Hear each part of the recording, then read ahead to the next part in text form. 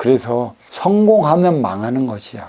성공하고 망하지 않으려면 어떠한 삶을 살아가야 하느냐. 성공할 때까지는 나를 위해 살아가야 성공을 하는 것이지. 육생의 기본의 자리, 주어졌기 때문에 찾아가는 것이고, 내 자리를 찾았을 때만이 너를 위해 살아갈 수 있는 자격이 주어진 것이고, 자격이 주어졌다라면 그것은 이루어 맞이하는 운용 주체라. 그때 아쉬워 찾아오는 활동 주체와 하나 되어 살아가는 일이야. 하나 되어 살아가기 위해 내 인성을 배양해야 되고, 내 인성을 배양하는 만큼의 보이지 않는 빈물질 자원 정신량을 마련을 해야 하는 것이지. 정신량은 하나 되기 위한 것에 있어. 물론 육과 육이 하나 되어 나가야 하겠지만, 육을 쓰고 살아가는 청계원소 인기와 인기가 하나 되어 나가야 하기 때문에 인기와 인기가 하나 되어 살아가는 대안을 마련해야 하는 것이지. 이게 후천시대,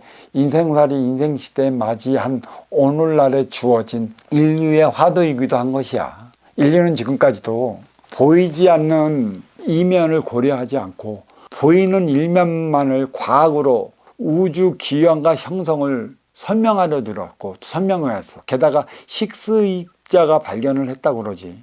그 이후로 신의 존재 여부를 들먹이며 가타부타 말이 많아. 신은 있느니 없느니, 신은 있는데 있으면 있는 만큼의 드러나지 않느니 드러내야 될 것인데, 독하게 살고 악하게 사는 이들은 잘 사는데 착하게 살고 선하게 사는 이들은 왜 어렵게 사느냐는 등, 신이 있으면 해결을 해야 되는데 해결하지 못하는 거니까 신이 없지 않느냐는 등의 말들이 많은데, 여기서 또 한번 생각해 볼 문제는 뭐가 악행인 것이고 뭐가 선행인 것이냐. 악행도 선행이 있기 때문에 악행이라는 게 드러나는 건데, 선행은 선행일 뿐이지 나 살기 위해 사는 거야.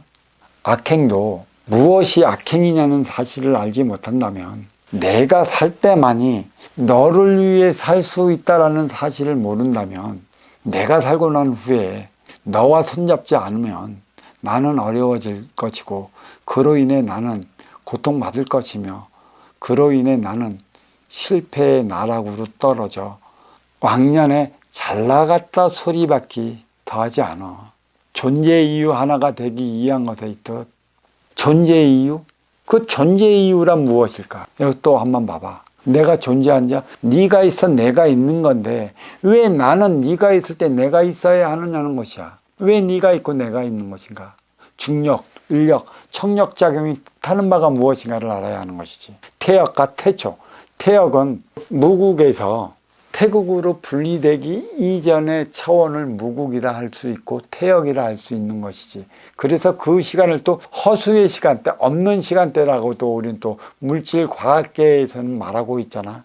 태역은 태초를 낳았고, 태초에는 시간이 흘러, 시간이 흐름에 따라 태초는 태극이 부여되었고 시공간이 자리한 만큼의 천지음양의 분별을 시작하게 되었던 것이지. 천지음양의 분별이 시작되었던 만큼의 인간과 영혼, 이승과 저승, 유형과 무형 차원이 자리했기에 존재의 이유를 논하는 것이지. 결코 보이지 않는 차원을 인정치 않으면 존재의 이유를 밝힌다 하더라도 헛개비에 불과한 것이고 껍데기에 불과한 것이라, 그 무엇에도 바른 것을 드러낼 수가 없어. 바른 것이란 음과 양이 하나 될 때 빛나는 것이고, 그 빛을 통해 우리는 티없이 맑아 하늘로 올라가는 것이지. 득될까 싶어 만나서 사랑은 이로울까 싶을 때 하게 되는 것이고, 솟구치는 감정이야말로 사랑의 그 물결이라 할 수 있는 것이지.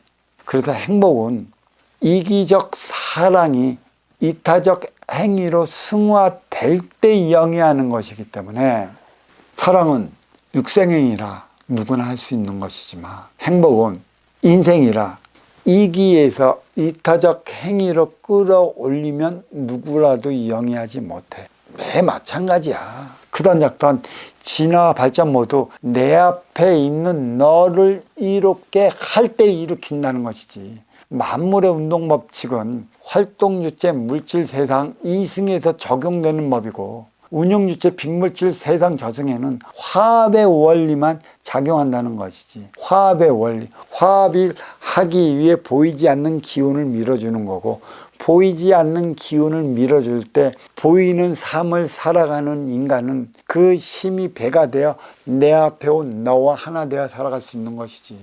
태초의 어둠이 태역의 어둠으로 흡수될 때 모든 만물은 없어지는 것이고, 만물이 없어지면 육도 없어지는 것고, 지기에 생성된 삼라망상도 청기화되는 것이다.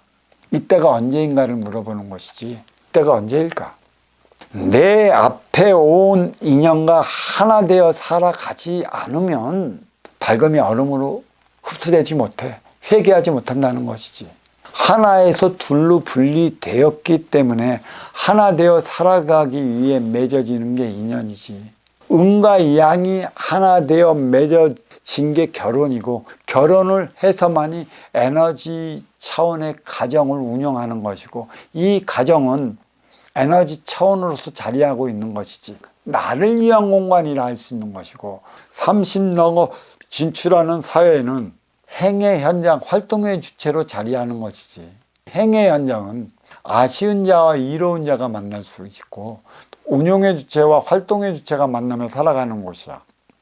이는 무슨 소리야 하면, 나의 나의 때, 나가 쌓아나갈 공작은 행의 현장 사회에서 이루어진다는 것이고, 행의 현장 사회만이 나의 공적을 쌓을 수 있는 곳이고, 나의 공적을 쌓는 그 기간은 해가 중천에 떠 있을 때지.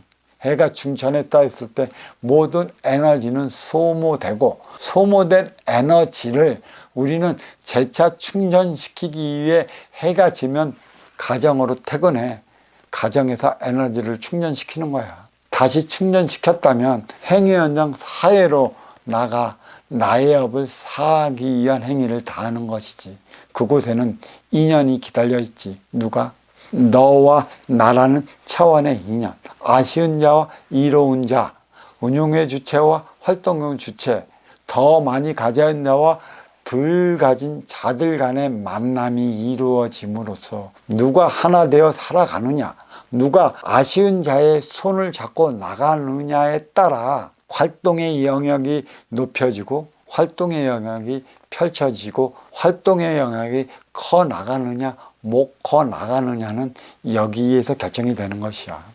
이승의 공적이 저승에 반영되는 만큼의 저승의 위계는 올라가는 것이야. 저승의 위계를 이승으로 가져오는 건 이승에서 물질 세계에서 벌어지고 일어나는 모든 행위를 해결해 나가고 하나 되어 살아가기 위해 주어진 방편임을 안다면, 어둠이 밝음을 흡수하는 것이냐 아니면 밝음이 어둠화되어 가는 것이냐에 대한 문제는, 밝음이 어둠화되는 게 아니고 어둠이 밝음을 흡수하여 어둠화시켜 태초는 태역이 되고, 태극은 무국으로서 하나 되어 살아가는 것인 것이지.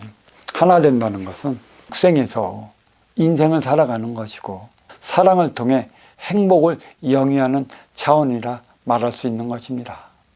자, 천부경강자 7번째, 태초의 밝음이 태역의 어둠으로 흡수될 때가 언제인가에 대한 그 강의는 여기서 마치도록 하겠습니다.